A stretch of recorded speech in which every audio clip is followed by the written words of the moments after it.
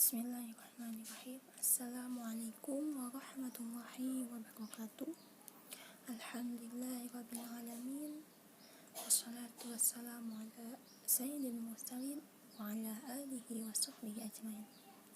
Sebelumnya, perkenalkan, nama saya Dede Agustina Stilomka. Di sini saya akan mempresentasikan artikel saya yang berjudul Kitab Tafsir Al-Quran Al-Karim Bahasa Jawi karya Kiai Haji R. Muhammad Adnan. Adapun latar belakangnya yaitu bahasa merupakan unsur penting yang senantiasa melekat dalam kebudayaan masyarakat. Karena bahasa menempati posisi yang penting dalam konteks kebudayaan, maka tafsir Al-Quran dalam perwujudannya sebagai wacana bahasa atau teks tertulis, keberadaannya tidak dapat dilepaskan dari nilai-nilai budaya yang terkandung di dalam bahasa yang dipergunakannya itu. Di antara tafsir Al-Quran yang lahir dari proses dialektika sebagaimana disebutkan di atas adalah Al-Quran Suci Bahasa Jawi karya Kiai Haji Muhammad Adnan, yang merupakan salah satu tafsir Al-Quran 30 juz ditulis dengan menggunakan bahasa lokal atau bahasa Jawa sebagai pemenuh atau kebutuhan akan pemahaman terhadap kandungan Al-Quran bagi masyarakat Jawa. Dalam artian, masyarakat Jawa dengan identitas bahasa Jawa akan lebih dapat memahami suatu penyampaian atau penjelasan yang menggunakan bahasa Jawa, termasuk nilai-nilai yang terkandung dalam Al-Quran. Nah, nilai-nilai tersebut akan dapat mudah dipahami dan diserap dengan identitas bahasa masing-masing dalam suatu daerah, karena antara bahasa dan pikiran terdapat hubungan yang erat.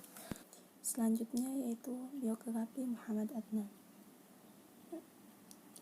Kiai Haji Muhammad Adnan dilahirkan di sebuah kampung di tengah-tengah kota Surakarta, tepatnya di Jawa Tengah, pada 6 Ramadan 1306 Hijriah atau bertepatan dengan 16 Mei 1889 Masehi. Ayahnya yaitu Kiai Kanjeng Raden Tumenggung, penghulu tafsir Anom V, yang merupakan seorang ulama bangsawan sebagai abdi dalam Keraton Kesunanan Surakarta.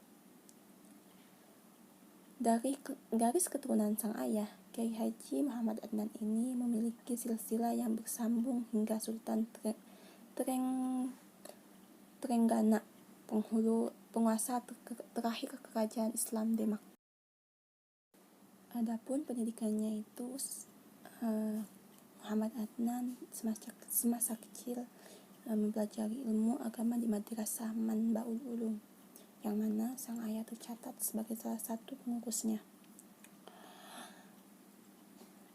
Di Madrasah Manbaul Ulum ini Muhammad Adnan mempelajari ilmu fikih, tafsir Al-Quran, hadis, ilmu kalam, nahwu shorob, serta ilmu falak.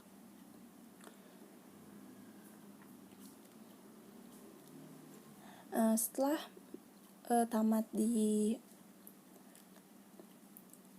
Madrasah Manbaul Ulum ini, Muhammad Adnan melanjutkan belajarnya di beberapa pondok pesantren Jawa Tengah dan Jawa Timur.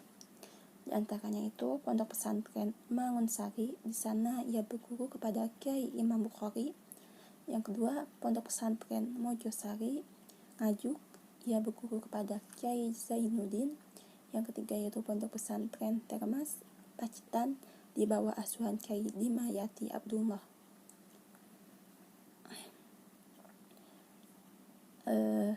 Adapun karya-karyanya itu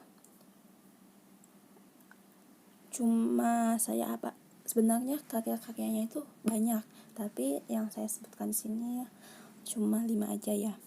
Yang pertama itu tafsir Al-Quran Suci Bahasa Jawi, tafsir Al-Quran lengkap 30 juz dengan menggunakan bahasa Jawa sebagai terjemah dan penjelas maksud dari ayat tafsir ini selesai dituliskan pada tahun 1965. Yang kedua, Hidayatul Islam, sebuah kitab yang menjelaskan tentang akhlak atau budi pekerti yang ditulis menggunakan huruf Arab Pegon dengan menggunakan bahasa Jawa. Yang ketiga yaitu buku tuntunan iman dan Islam, buku yang berisi tentang rangkuman kuliah agama Islam yang ia sampaikan ketika menjadi dosen agama di PTAIN Yogyakarta. Yang ketiga yaitu buku ilmu fikih dan usulnya yang berisi pidato pada saat pengukuhan guru besar di bidang ilmu fikih di Perguruan Tinggi Agama Islam Negeri Yogyakarta pada tahun 1956. Yang terakhir yaitu Siasah dan Ibadah. Buku ini berisi tentang pandangan politik Muhammad Adnan, yaitu buku yang berisi ceramah-ceramah beliau yang baru diterbitkan pada tahun 1970. Selanjutnya yaitu sejarah penulisan kitab tafsir. Nah, Muhammad Adnan menyinggung sedikit terkait beberapa tafsir yang pernah dilahirkan oleh para ulama Nusantara. Nah, seperti Tafsir Al-Munir karya dari Kiai Nawawi Al-Bantani yang ditulis pada tahun 1300 Hijriah. Yang kedua yaitu Tafsir Tarjuman Al-Mustafid yang ditulis dalam Tafsir Al-Quran Suci Bahasa Jawi dengan sebutan Tafsir Al-Baidawi karangan Abdul Rauf Al-Singkili. Yang terakhir yaitu Tafsir Faid Ar-Rahman yang ditulis oleh Kiai Soleh Darat di tahun 1310 Hijriah. Selain itu, disebutkan juga terjemahan Al-Quran berbahasa Jawa yang dihimpun oleh perkumpulan Mardikin Taka di Surakarta. Adapun hal utama yang melatar belakangi ditulisnya tafsir ini adalah untuk memenuhi kebutuhan masyarakat Jawa umumnya dan masyarakat daerah Surakarta khususnya untuk memahami dan menelaah makna yang terkandung dalam Al-Quran yang berbahasa Arab dengan tujuan agar masyarakat dapat memahami serta meresapi makna yang terkandung di dalamnya. Selanjutnya yaitu metode aspek teknik penulisan. Nah, dalam metode ini ada 3 ya, sistematika penyajian, bentuk penyajian, dan bentuk penulisan. Adapun sistematika penyajiannya itu menggunakan sistem penyajian tertib nuzul. Nah, kenapa? Karena di sini itu disusun lengkap Al-Quran Al-Karim ini disusun lengkap 30 juz dengan rangkaian penyajian yang urutan surahnya itu terdapat dalam Mushaf Utsmani. Adapun gambaran sistematika penyajian tafsir Al-Quran Al-Karim bahasa Jawi ini secara keseluruhan terbagi menjadi 2. Yang pertama itu pembukaan tafsir. Yang keduanya itu ada isi tafsir. Kemudian yang selanjutnya itu bentuk penyajian. Bentuk penyajiannya itu menggunakan metode ijmali. Nah, metode ijmali yakni menjelaskan ayat secara singkat dan global, serta tidak sering memberikan keterangan dalam menjelaskan suatu ayat. Metode ini dapat kita lihat dari bagaimana Muhammad Adnan menafsirkan ayat-ayat Al-Quran secara ringkas dan sederhana, sehingga mudah dicerna dan dipahami oleh pembaca. Namun, pada ayat tertentu yang dianggap penting, Muhammad Adnan memberikan penafsiran yang rinci, seperti ketika menjelaskan ayat terkait hukum pada sisi yang lain. Tafsir ini juga menggunakan sistem penyajian tafsir yang runtut sesuai mushaf Al-Quran, yaitu dimulai dari surah Al-Fatihah, berurutan hingga surah An-Nas. Selanjutnya yaitu bentuk penulisan. Nah, bentuk penulisannya ini menggunakan tulisan huruf Arab Pigon. Karena di dalam pembukaan tafsirnya itu Muhammad Adnan menyampaikan tetap menyertakan dasarnya yaitu ayat-ayat dalam bentuk Arab agar bisa dimengerti oleh kita semua. Tidak hanya sebuah tulisan Arab yang tidak banyak orang memahami artinya, dan juga tidak hanya terjemahan saja seperti kitab Injil yang telah banyak beredar. Tafsir ini justru berupa keterangan-keterangan yang masih sama dengan penafsiran yang berada di dekatnya. Maksudnya di sini itu seperti yang saya lihat bahwa dalam penafsiran tersebut berupa catatan kaki. Nah, catatan kaki yang terdapat dalam tafsir ini tidak seperti pada catatan kaki pada umumnya, yang mana urutan dari awal 1 hingga selesai, akan tetapi setiap satu halaman selalu dimulai dengan catatan kaki angka 1, meskipun masih dalam satu kesatuan ayat dan arti.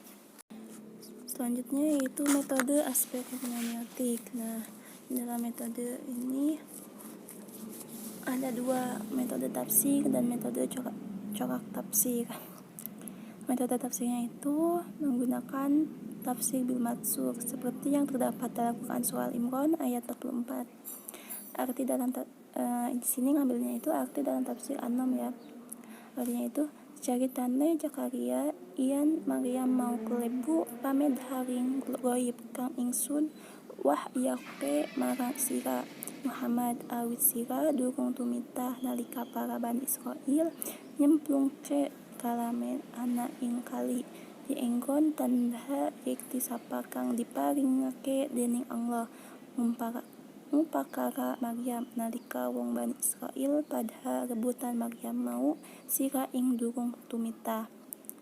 Kemudian yang keduanya itu ya corak tafsirnya. Corak tafsirnya itu menggunakan coraknya itu bernuansa fikih ya. Kenapa? Karena bisa kita lihat di dalamnya itu ada salah satu tafsirnya surah Al-Baqarah ayat 43 tentang kata kuku a. Dan tafsirannya ini beliau menerangkan kata kuku dengan kuku a KKP sholat awit sholat iku nganggo kuku, yang artinya itu kuku lah, maksudnya sholatlah karena sholat itu memakai kuku. Nah penjelasannya itu adalah di dalam sholat itu ada salah satu gerakan yaitu kuku. Jadi ketika kita diperintahkan untuk kuku, maka otomatis kita juga diperintahkan untuk mengerjakan sholat. Selanjutnya yaitu analisis lokalitas dalam tafsir. Nah yang pertama itu ada saya mengambilnya itu aspek yang berkaitan dengan sosial kemasyarakatan. Nah contohnya kepemimpinan dalam keluarga. Kepemimpinan dalam keluarga merupakan suatu gambaran kecil dari sebuah masyarakat.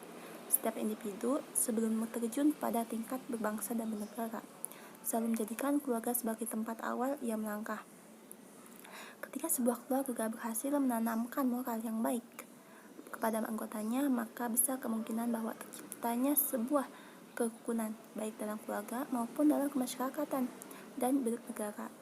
Hal ini pun mendapatkan perhatian dalam Al-Quran diskursus terkait relasi antara laki-laki dan perempuan. Di antaranya itu merujuk pada Quran surah An-Nisa ayat 34.